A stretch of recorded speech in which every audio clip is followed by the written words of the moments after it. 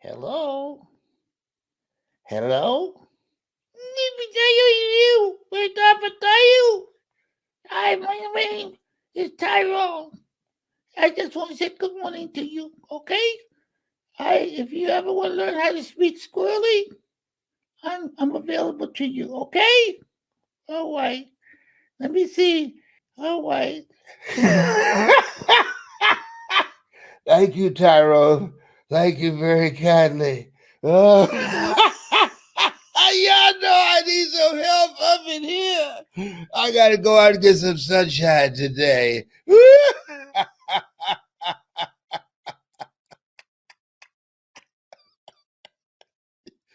Tyrone said, you know what? Let me say something this morning. Let me say something. Oh boy. Oh, I'm so happy. And I want you to be happy too. I came on to make you happy today, to make you smile, to make you say, you know what? He needs some special help up in here, up in here. I got a message for you. You know, we have the most incredible group of people that we are training in Hungry to Speak. And so we have something that, and this will not happen again, but I was taking notes and we had to come up with the members of the group had to come up with some original quotes. And I then speak on those quotes. And so I do it during the sessions. And last week, we had the most incredible time. My daughter, Dr. Ona Brown, she came on, and John Leslie, and it was hot. Let the record show. Then we do something between ourselves called Pass the Mic. And John Leslie started off with It's Possible. Then Ona, she took it to another level with It's Necessary. And then I did It's You. And when I did It's You, because they were so hot and took it to another level, they figured, oh, we got him. Now there's nothing he can do. There's no comeback from this. I used all the quotes that the members of Hungry to Speak wrote. And that's what I gave my speech on. And they just let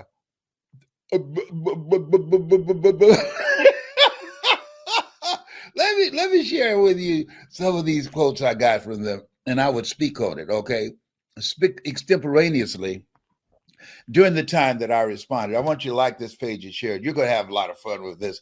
Like this page and share it. Here's one. Are you waiting on the illusion of perfection before you go live with your life? See, a lot of people, they procrastinate. Well, I'm not good enough yet. You're not good enough yet. Are you waiting on the illusion of perfection before you go live with your life? Are you aware of the fact that you will fail your way to success? Are you aware of the fact that you don't have to be great to get started, but you have to get started to be great? Are you willing to let something die in you today that you should be going live with tomorrow, waiting on the illusion of perfection? I was one. Let me go to that one. I just love this. Okay. Here we are. Are you allowing the fear of tomorrow rob you of the joy of today? This is by Steve. Are you allowing the fear of tomorrow rob you of the joy of today? You know, a lot of people, they have a fear-driven life. And when you have a fear-driven life, that it's been said that most of the fears we have, 95% of them never happen. That the fears that most of us conjure up in our minds and waste a lot of energy over, gain weight over, digging early graves with our teeth, turning our hair gray, or losing weight, never happen. And we allow those fears that we have of what might happen to rob us of the joys of today. No, today is all you have. Life has no duplicate. Enjoy what you have where you are right now. Do what you can where you are with what you have right now, and God will do what you can. He wants us to be joyful. And there's a difference between being joyful and being happy. Being happy, that's dependent upon circumstance. But joy, come on now. Joy passeth all human understanding. What do you mean by that? Because people wonder, how can you be joyful given what's happening to you or given what you've gone through? How can you be joyful given what life has done to you or given your situation? We visited people in the hospital, one in one bed, same condition, just as joyful. Another person, oh, I don't know. The Lord is able. I'm just trying to make it, honey. One foot on the banana peeling and the other one in the graveyard.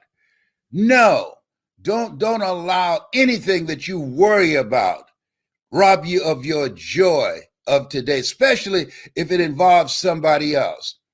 Wherever they find themselves, at some point in time, they made an appointment to be there. You control you. You live your life. Stop trying to play God. You can't control nobody. I don't care how much you love them. You can't control their choices and what direction they decide to take their lives in.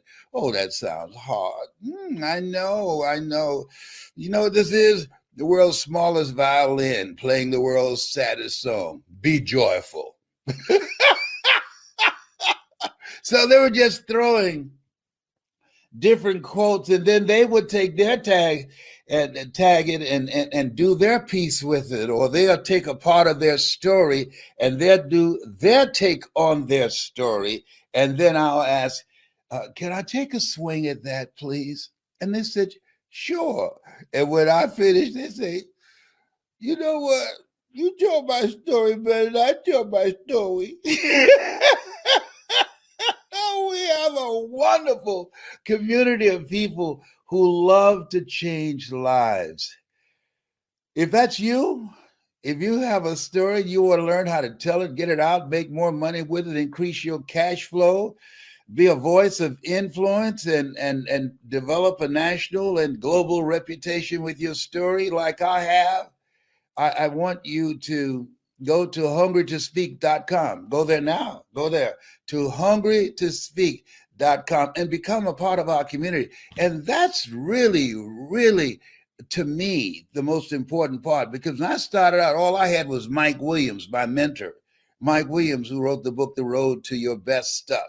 And he was coaching me. But when you in a community of people, and trust me on this, right now, more than ever, it's very important to be in a community of like-minded, positive people who lift your spirit, iron sharpening iron, people who bring value to you, people where you can develop strategic partnerships, people that you can work together, people that are motivated and driven and have a focus of what they want to do with their lives. This is a time, and this is a quote that deals with this. Preparation. Prepare yourself to be positioned so that your life will be in a good place when whatever happens comes your way. Question is, are you willing to be patient with the preparation? See, a lot of people want success right now. They want mastery right now. They want to be great right now. No, it ain't that kind of party. Mastery takes time.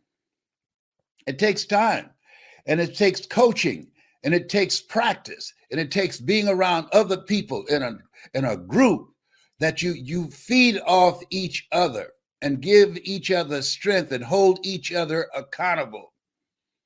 And magic happens when you do that. Oh, trust me on this. We have some very good quotes. I got to share another with you. I got to get the names because I love these. I believe in giving people credit for what they say and write, and so I will have the names tomorrow, or maybe I think it's Thursday. Thursday we have our session. Here's another one.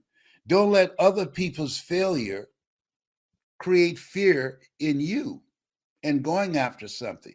I'll never forget when I decided that I was going to become a motivational speaker.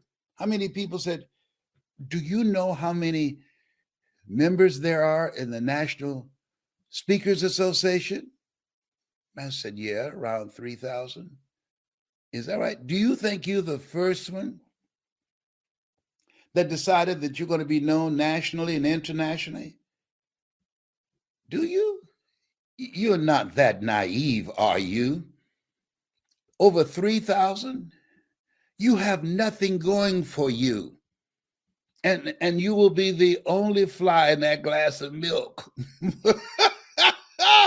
There's no way you can compete with them, with PhDs and MBAs, people from around the world. Who are you? Lesbrown from Overtown and Liberty City in Miami, Florida? Who are you? You're nobody. You don't have their money. You don't have their contact, their relationships, their corporate experience.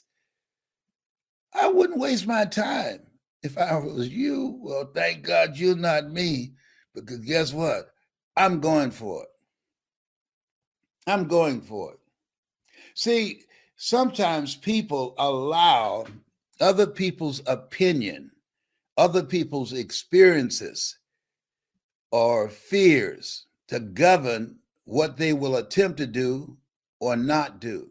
Just because somebody else failed at it doesn't mean that you're going to fail at it. And even if you do fail at it, change your approach. Don't change your decision. Did you just hear what I said? Oh, that'll preach up in here. Change your approach. Don't change your decision. Alexander Graham Bell was asked the question, "How did you continue after failing 10,000 times?" And he said, "I didn't fail 10,000 times. I found 10,000 ways that didn't work." He changed his approach, but he didn't change his decision of what he was working on. He's on fire today. He's on fire. Yes, Tyrone, I'm on fire. What do you think about that? I think you doing real good.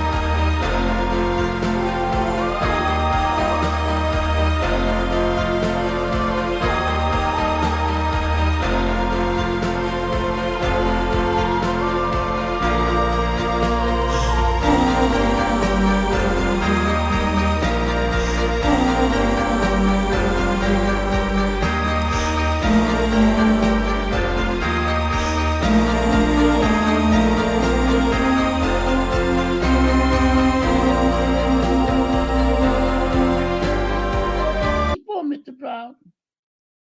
Okay. For those of you that don't know, Tyrone is a squirrel that comes up on the west side of my house, and he talks to me in the morning.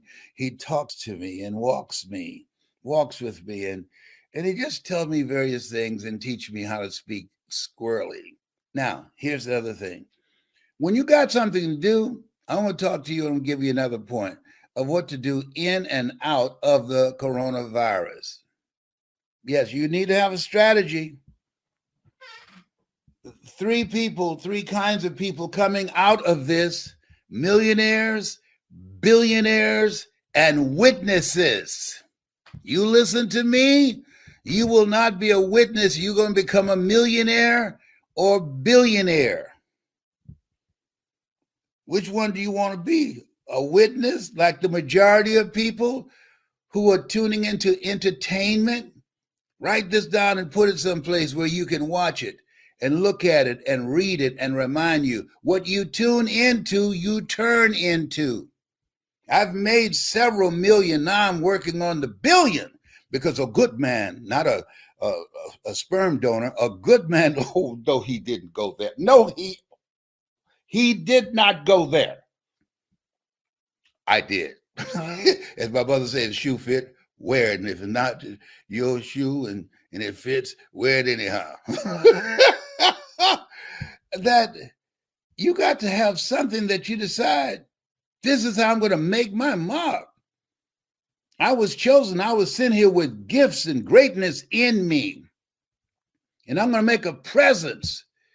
I'm going to make a dent. Am I going to solve all the problems? No, I'm not trying to play God. No.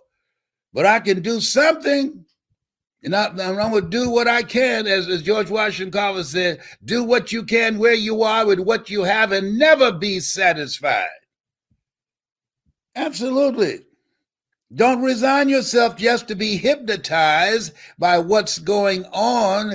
Your future is going to be bright because you decided that you're going to write it, that you're going to create it, that the future will be kind to you because you are going to create your own future. That's the way to get up in the morning. Just because I'm 76, you think I'm going to be sitting around watching Netflix? Absolutely not. Netflix is a great idea that kicked cable and all the other networks behind. That's an idea.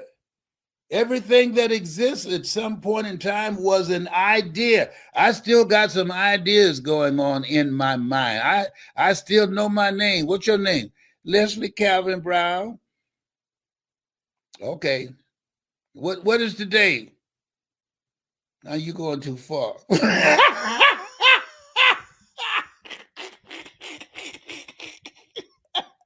Hello. Good morning to you. Oh, what a beautiful morning. Oh, what a beautiful day. I've got a wonderful feeling. Everything's going my way. You know homie could sing, huh? You didn't know homie could sing, did you? They didn't know Tyrone, that homie could go there, but you can't handle it. You got a point. Okay. Silly boy, silly boy, silly boy. That's what my sister's saying right now, I'm sure, as she's watching me. Silly boy.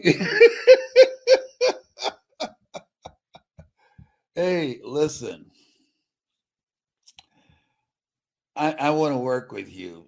If you got a story to tell, the people in our community, ask them. Anybody you know that's in Hunger to Speak, they'll tell you. We have a good time.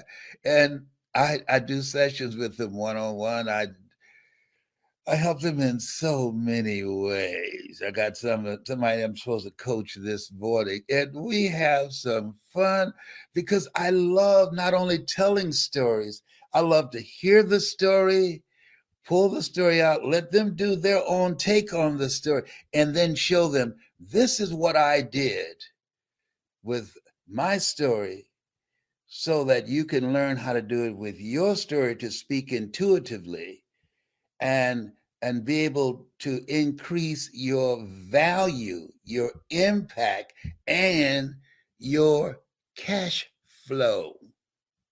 People say money won't make you happy, but it's right up there with oxygen. I want you to go too. If you're ready for something different, if you're ready to transition out of what you're doing now into something that you love, I want to ask you, if you knew you had 6 months to live, will you continue to work on the job that you're working on? I know a lot of people say, no, if you had 6 months, now you don't know how much time you have, but if you had 6 months to live, now if you ask me that question, if I had 6 months, y'all know what I would say. I would still speak. I gave a speech from my hospital bed. If you don't believe it, just Google it. Les Brown speaking in the hospital for an hour and a half. They told me I might lose my voice when they gave me radiation in my spinal area for fourth stage cancer. When I received, listen to this, you got to Google this. This is going to blow your mind. I was up 3:30 this morning, and I want you to do this. I'm giving you an assignment right now. I want you to look at me right now. You see me? Okay, good. When I had received 200, let me say it again. When I had received 238 radiation seed implants for prostate cancer, 238. I've never met anybody or heard of anybody who received more than that. The tumor was so large. I gave a speech 4 days later. You know what the title of the speech was? You are more powerful than cancer. No matter how much I weighed then, 165 pounds. If you go to Les Brown, you are more powerful than cancer. I was giving some students instructions on how to do a video and make it informative and engaging. And the guy in the studio, he was so enthralled. I was just going to give them like 5 or 6 minutes instructions, and he kept motioning me to continue. And so I ad-lib and continued to talk. Unbeknownst to me, his wife had breast cancer. She had given up, and he wanted to take that recording home to his wife, who was still here. And that was over 29 years ago. All right?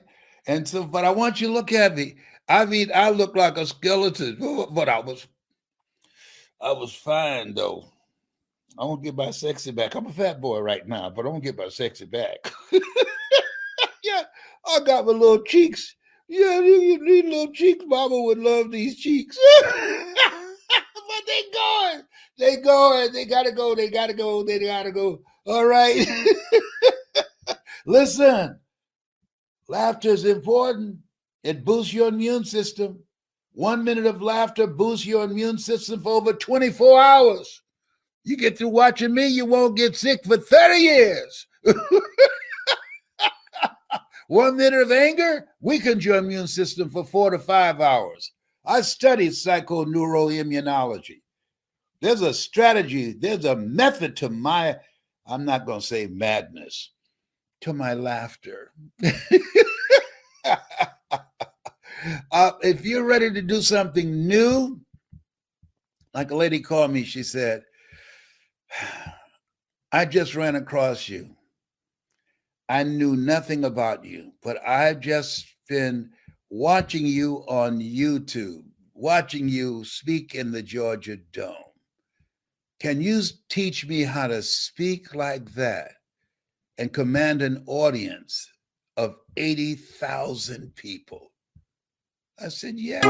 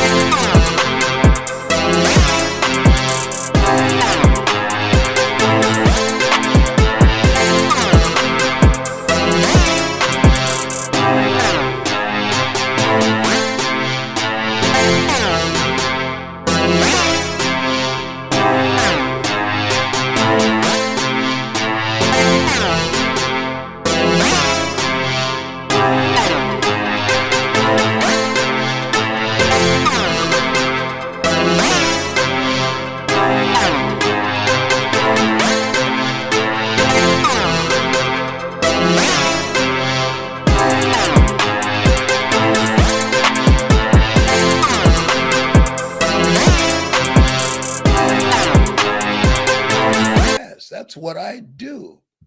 She said, "Oh my God, I want to learn how to do that. Can you help me have the confidence and not be fearful?" I said, "Absolutely." Mm. I'm joining Hungry to Speak, and I'm going to bring my husband to join as well. I want you to go on YouTube and put in Les Brown speaking in the Georgia Dome and just watch me. I was scared, but I did it. I was scared. Yes, I was. I was in the bathroom 7 times. I had to knock on the door. Hey, Brownie, yes? It's time, man. It's solid for you to come up. Mike, okay, okay, I just need a little bit more time. You scared, aren't you? Yeah. Brownie, are you listening to me? Yes? Come out, man. Make your mother proud. Mike, don't use my mama on me. Come on, man. That's how they got me out the bathroom. I was scared. Then we started walking toward the stage.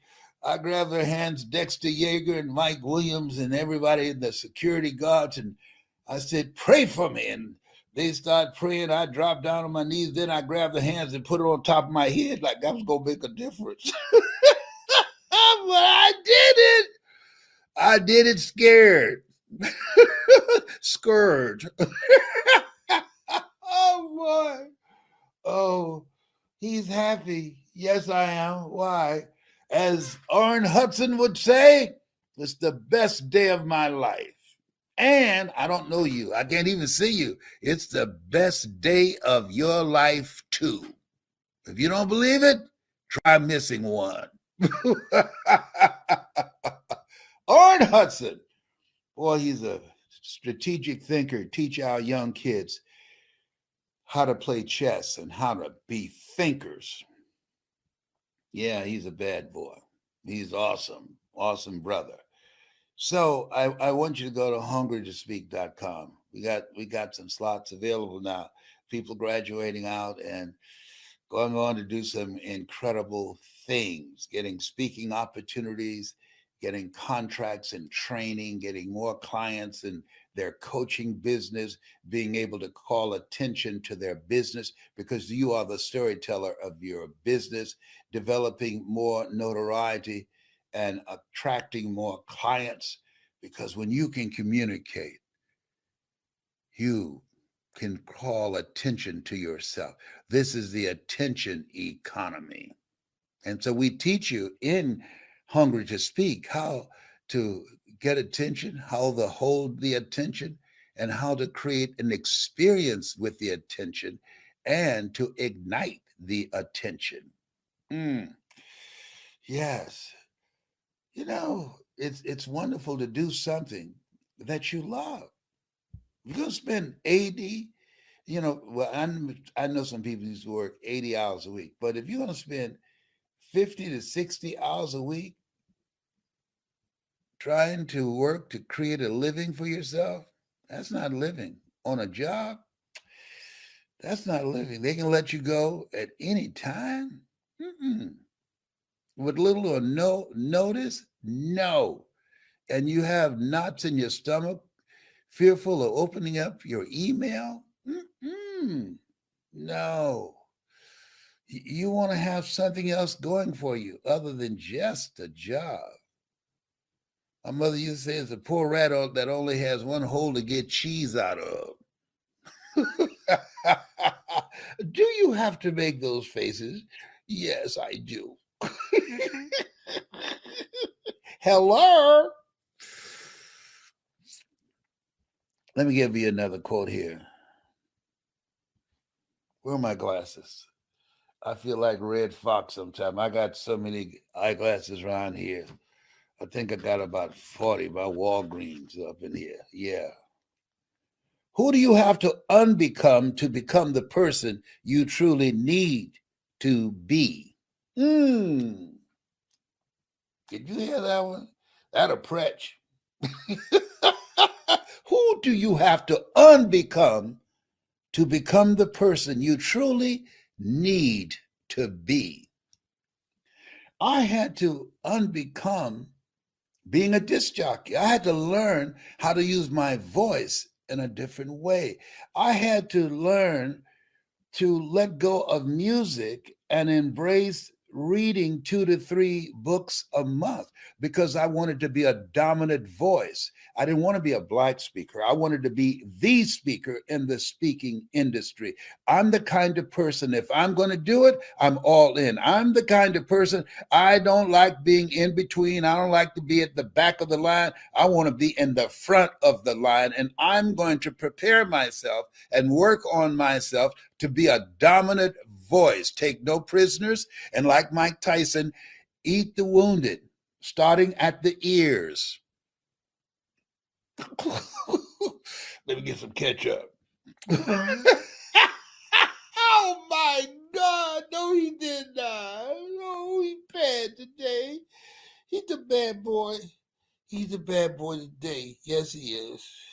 I think it's the proximity of Tyrone and the fact that we're going to have some very beautiful weather today here in hot Atlanta. That's what it's going to be today. It's been cool a few days, but today I think we're going to be around 82. That's fabulous. I got me some cocoa butter. And I'm going to sit on the back deck and rub myself down in some cocoa butter. Get myself a little tan up in here. Up in here. You wonder who are these people behind me? My children. They're speakers and they're trainers. On your right, that's Calvin, and he's my oldest son. Then Samaya, she's a little preacher. She's a little incognito preacher, and then Patrick, and then there is Serena. She's in ministerial school. She's a minister as well. Then of course there's Ona, Dr. Ona Brown, and there's John Leslie. He's the CEO of the company, and Calvin's the president, and they try to rule my life, saying I'm old. Hey, I said, you ought to wish you can get here. I was trying to call some people yesterday, and I kept getting this number no longer works. I said, whoa, I've never called this many people in my life, and their numbers disconnected. I said, why is that? Asked Calvin. He said, they're probably dead. I said, are you kidding me? Yes, Dad. Everybody don't make 70 or 75. You're 76. That's an elite club. You're in overtime. Overtime. I'm in overtime, yeah. Who do you know been battling fourth stage cancer for 29 years, kicking cancer's butt, and still working, still in his right mind, still got the fire in his belly, still being active, still making a difference, still motivating people and inspiring people and making people feel good? Who do you know on your level that's doing it like that? Huh? Who is it? Eric Thomas? Andy Enriquez? Come on, Johnny Wimbrey? No, I got t-shirts older than all of them. Stacey NC Grant? No. Ian Levanza? No, none of them. Lisa Nichols? No. I got earrings older than them, but I don't wear them in public.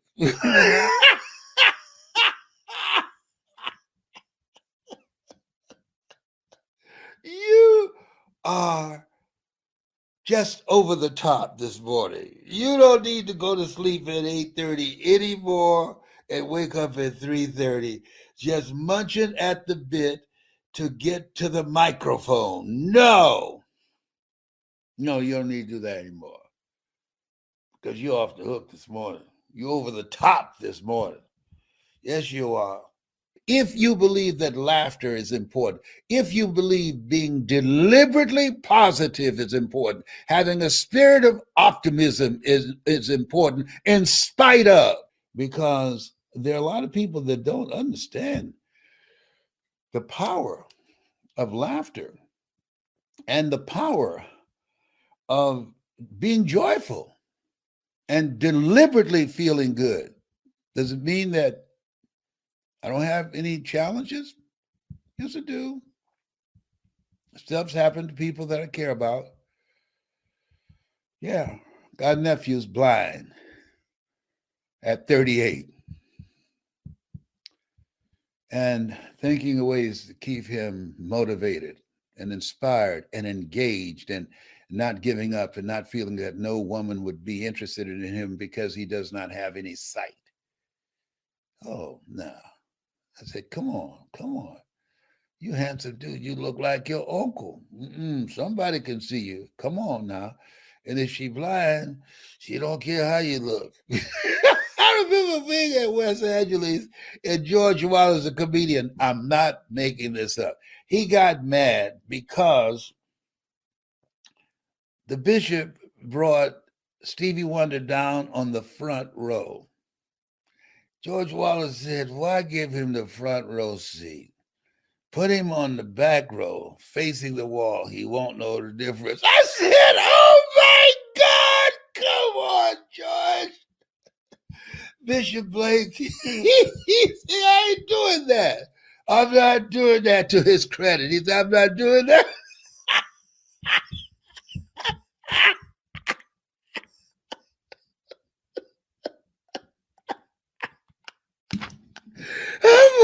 What made me remember that? What made me? I'm not the crowd. Put him on the back seat, facing the wall. Oh, oh, oh, oh, that's what Jonathan would say. Oh my goodness. Oh boy.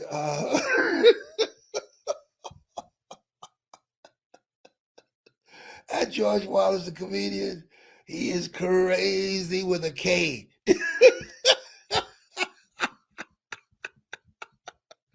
Oh boy. Thank you, Zakia. Says laughter is contagious. You are absolutely right. Thank you very much. Who else got some comments about laughter? I want you to put, I want you to go to Hungry to Speak. Those of you got a story in you, go to Hungry to Speak. I'm going to teach you how to tell that story. We got a class this Thursday, and it's going to be off the hook. Go to Hungry to Speak. If you're hungry to speak, if you got a message, if you want to build a career in the speaking business and learn from someone who has done it. I've done it and I'm still growing. I'm still making impact. And I train speakers, and I'll teach you how to speak like me. I'll teach you how to be spontaneous like me, how to think on your feet. I've done it in all types of arenas. I've been a state legislator, passed 14 bills my first term because of my ability to communicate.